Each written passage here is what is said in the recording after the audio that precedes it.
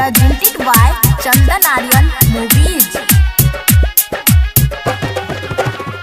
तुरले बारा तू दिल के ही नाता सनम, तुरले बारा तू दिल के ही नाता सनम, कर गायब ना कुछ बुझाता सनम, तुरले बारा तू दिल के ही नाता सनम, तुरले बारा तू दिल के ही नाता सनम, कर गायब ना कुछ बुझाता सनम, खाके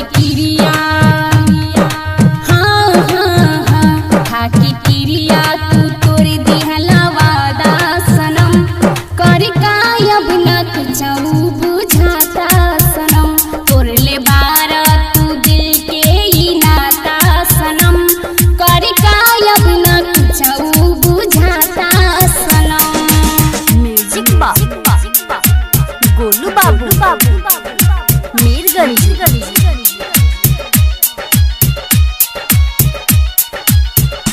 सबसे छुप छुप के तू हमसे मिलत रहा, जान से ज्यादा प्यार हमसे करत रहा, जान से ज्यादा प्यार हमसे करत रहा।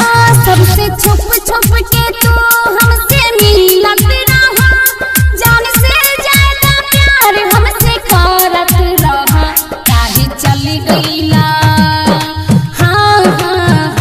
काहे चल गईला हमरा तू छोड़ी सनम, कर गायब ना कुछ बुझाता सनम, तोड़ले बारा तू दिल के ही नाता सनम, कर गायब ना कुछ बुझाता सनम।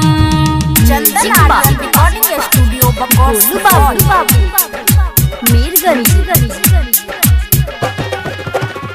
कहली रहला न छोड़ब कबो तोहर हाथ, काहे जाता न बोला छोड़ी हमर साथ, काहे जाता न बोला छोड़ी हमर साथ। कहली रहला न छोड़ब कबो तोहर साथ, काहे जाता न बोला छोड़ी हमर साथ। दिल के दुनिया हो दिल के दुनिया, दिल के दुनिया अन्नू के लुटाता सनम, कर गायब ना कुछ बुझाता सनम, तोड़ले बारा तू दिल के ही नाता सनम, कर गायब ना कुछ बुझाता सनम, तोड़ले बारा तू दिल के ही नाता सनम, तोड़ले बारा तू दिल के ही नाता सनम, कर गायब ना कुछ बुझाता सनम। खाके क्रिया हो खाके